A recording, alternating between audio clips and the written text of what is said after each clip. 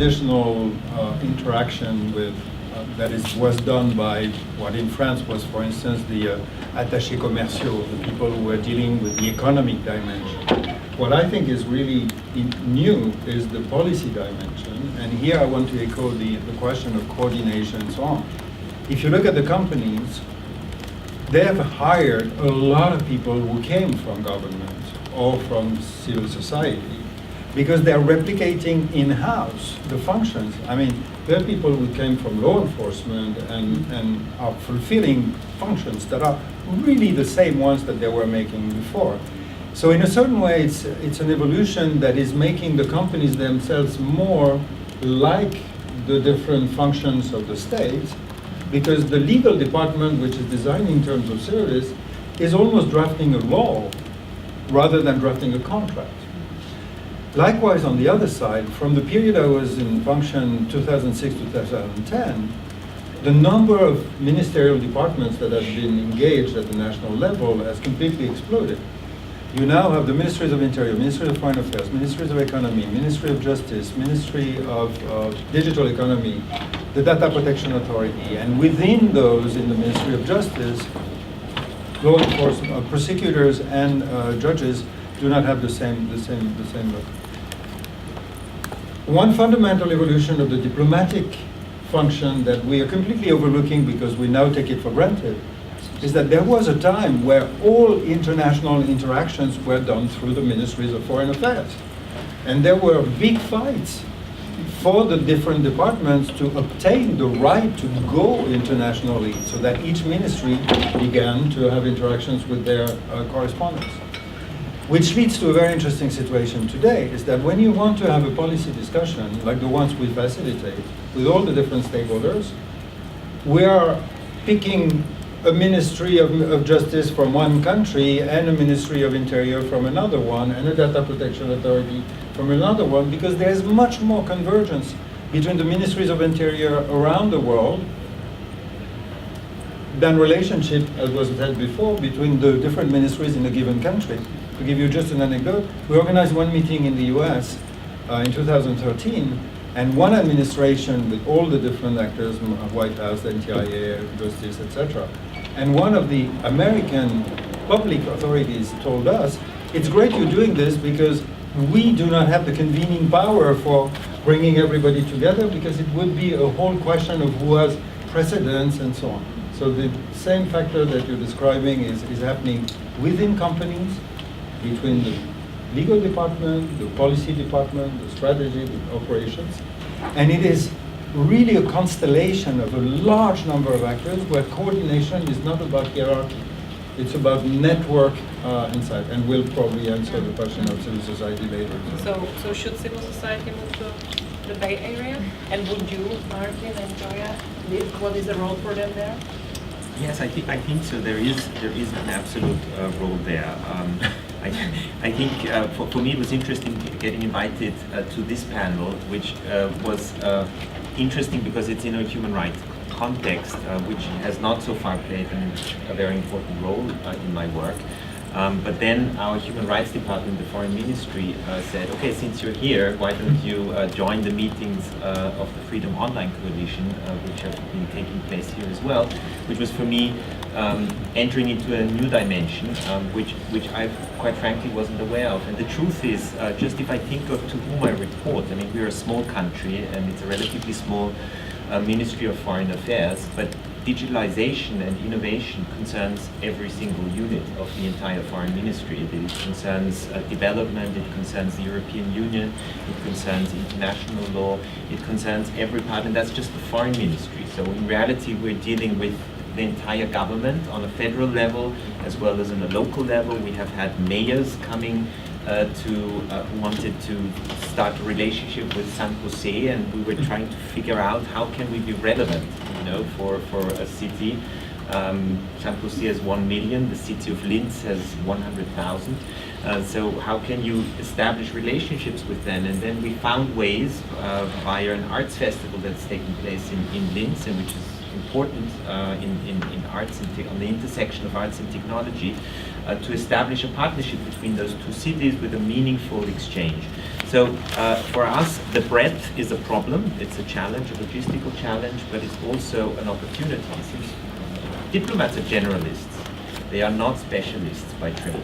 We know nothing, and we try to be present in all sorts of different spheres.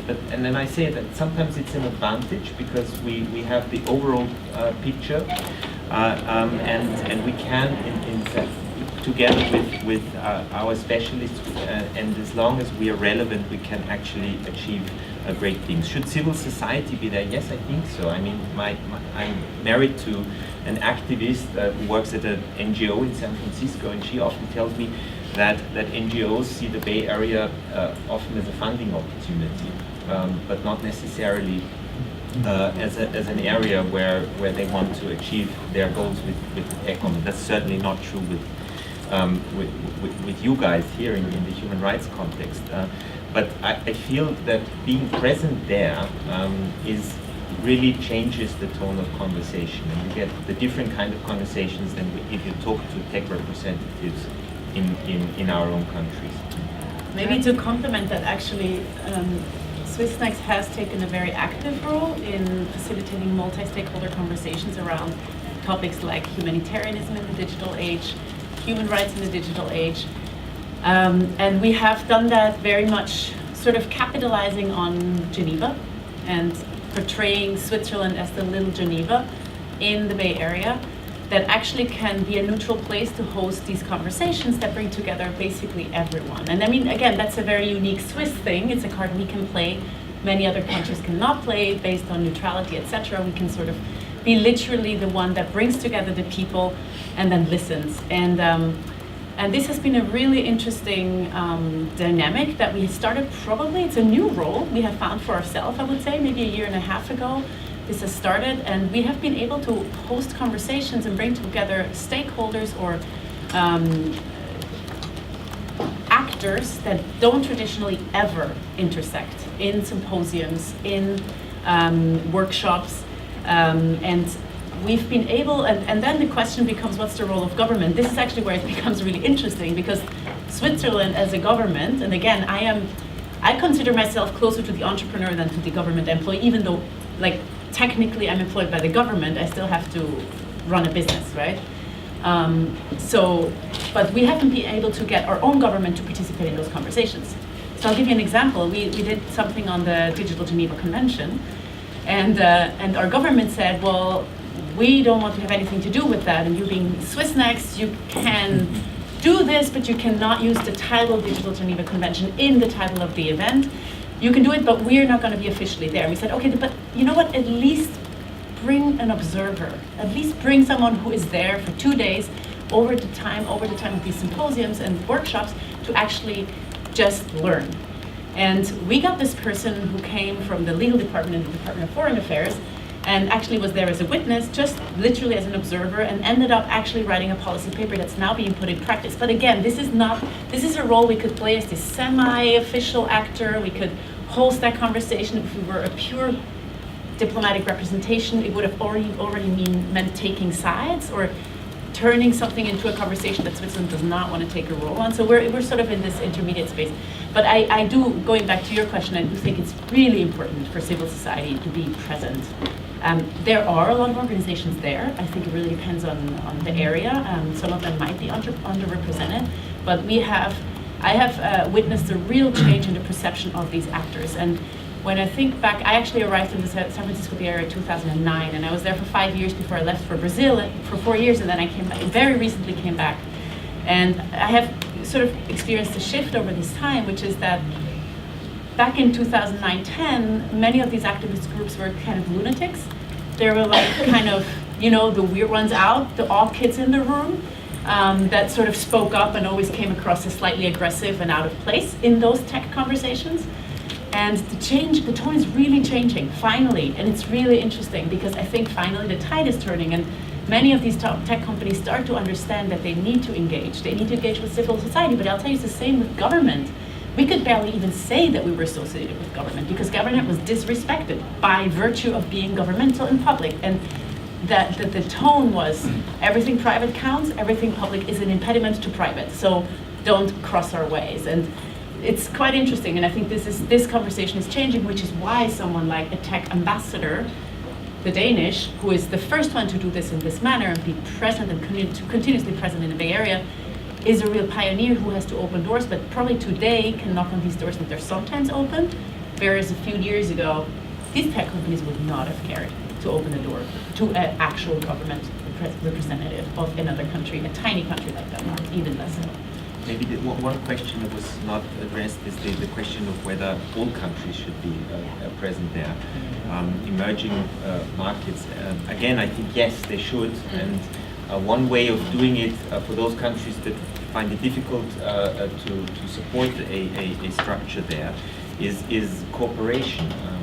We see that we're all relative to the tech companies, we're all tiny, and whether we are Western European countries or whether we are emerging markets. So collaboration between the countries, I think, is the way we have, for example, formed a network with our Central European neighbors, the CE Connection, where we do common initiatives via the tech industry, where we do events together, and this has helped us because just being a country from one region already makes you more relevant, gives you more weight.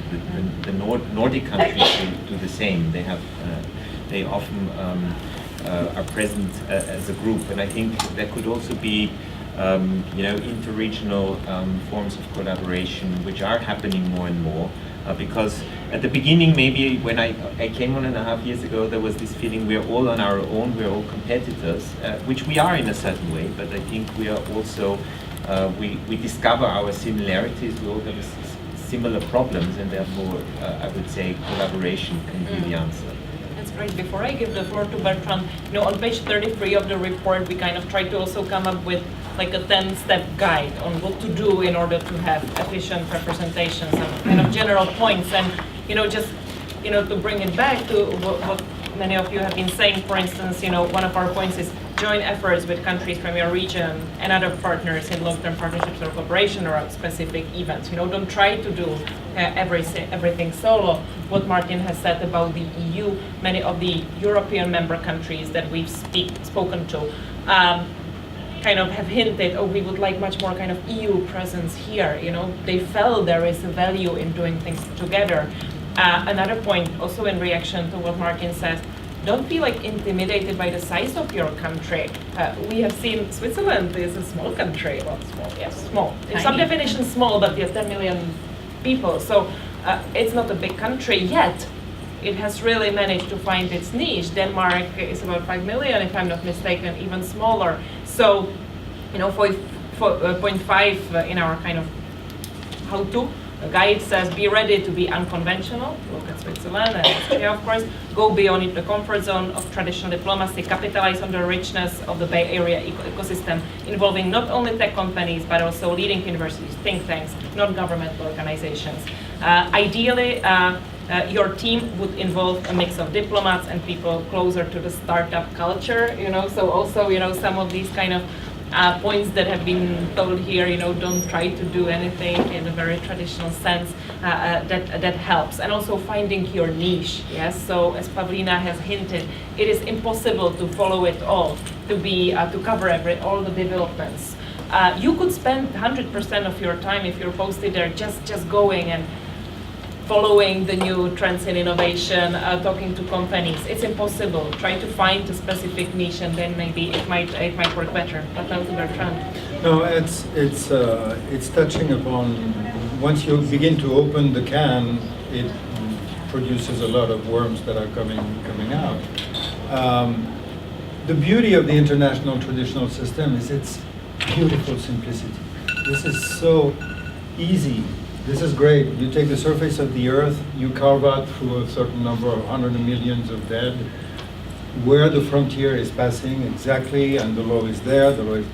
What is happening at the moment is the proliferation of direct links of so many sorts between subunits within subunits of administrations and subunits of governments, of companies, and the civil society actors on a diversity of topics that is mind-boggling.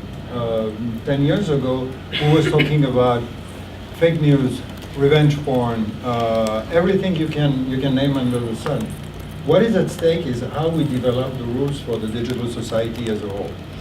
And this is a huge endeavor. The question that we are confronted with, I think, is even going beyond the question that we start with here, which is what is the institutional framework that will allow to develop the norms for coexistence of 4 or 5 billion people sharing common spaces? And I think we're touching upon a delicate question, because the question of civil society moving also, quote unquote, was this: how scalable is that? And it goes to come to governments as well. Are we creating the fifth Rome? And is it basically now that there's a physical location, which is a small portion of California, might be independent in a couple of years, if it continues this way? And I'm half joking, actually. Is territoriality so relevant? Unfortunately, yes, it is. And the irony, what I find fascinating, is that we've talked so much about the impact of the digital as a major distributor, that it would be spreading with the revenge of the small guy, that we would be all working from home, etc. We have the biggest companies we've ever had in the history of mankind. They're all located on, I don't know, 20 square kilometers in the southwest of the United States. And there is a sort of very strong power law distribution of actors and a concentration in the physical space. I don't know if it is good or bad. It is simplifying things. Maybe we need to build multi-stakeholder physical convening places in Silicon Valley where the governments will have a representation, the companies would have a representation, civil society would, I don't know.